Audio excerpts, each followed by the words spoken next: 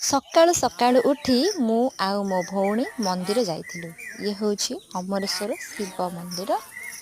ଏଠି ମନ୍ଦିର ଭିତରେ ମନ୍ଦିର ପ୍ରାଙ୍ଗଣ ଭିତରେ କେତେ ସୁନ୍ଦର ସୁନ୍ଦର ବତକମାନେ ବୁଲୁଥିଲେ। ମୋତେ ବହୁତ ଦେଖି ଖୁସି ଲାଗିଲା ଆଉ ମୁଁ ସେମାନଙ୍କର ଭିଡ଼ିଓ କଲି। ଆଉ ସେମାନେ ବହୁତ ସୁନ୍ଦର ଭାବରେ ସେଠି ବୁଲୁଥିଲେ, ଖାଉଥିଲେ। ଇଏ ହେଉଛି ଶନିଙ୍କ ମନ୍ଦିର। ତା ଆଗରେ ଗୋଟେ ସୁନ୍ଦର ଚଉରାଟେ। ବହୁତ ସୁନ୍ଦର ଲାଗୁଛି। ସକାଳେ ଆସିକି ଭଲ ଲାଗିଲା ବୁଲିକି ଏଠି। ତାପରେ ଅମରେଶ୍ୱର ମନ୍ଦିର ପ୍ରାଙ୍ଗଣ ଏଇଟା। ଏଠି ଫୁଲ ବିକ୍ରି କରାଯାଏ, କଦଳୀ ଭୋଗ, ଦୀପ ଧୂପ ସବୁ ବିକ୍ରି କରାଯାଏ। ଇଏ ହେଉଛି ଅମରେଶ୍ୱର ମନ୍ଦିର ମାନେ ମୁଖ୍ୟ ଦ୍ୱାର। ଇଏ ହେଉଛି ମଙ୍ଗଳାଙ୍କ ମନ୍ଦିର, ମାଙ୍କ ଦେବୀଙ୍କର। ପ୍ରାଙ୍ଗଣ ଭିତରେ ବହୁତ ଛୋଟ ଛୋଟ ମନ୍ଦିର ଅଛି। ଏପଟେ ତ୍ରିନାଥ ମଣ୍ଡପ ଅଛି। ଇଏ ହେଉଛନ୍ତି ମାଙ୍କ ମନ୍ଦିର।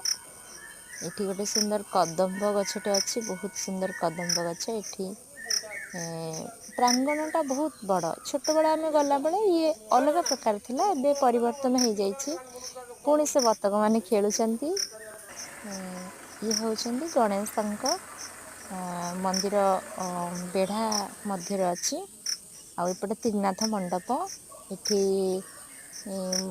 ମାଙ୍କ ମନ୍ଦିର, ଚର୍ଚ୍ଚିକା ମାଙ୍କର ମନ୍ଦିର।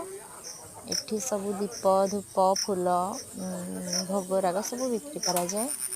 ଇଏ ହେଉଛି ଅମରେଶ୍ୱର ମନ୍ଦିର ମୁଖ୍ୟ ଦ୍ୱାର। ଆଉ ମୋତେ ସକାଳୁ ବୁଲିବାକୁ ଯାଇ ବହୁତ ଭଲ ଲାଗିଲା।